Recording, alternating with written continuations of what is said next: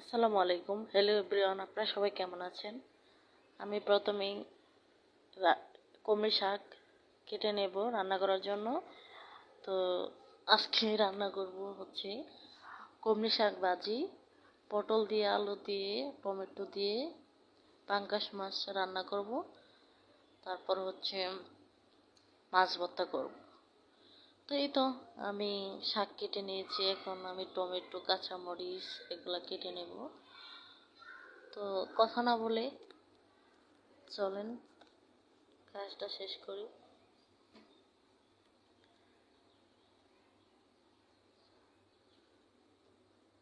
এই তো আমার কাটা হয়ে গিয়েছে, এখন আমি এদিক দিয়ে তরকারি বসাই দিয়েছি।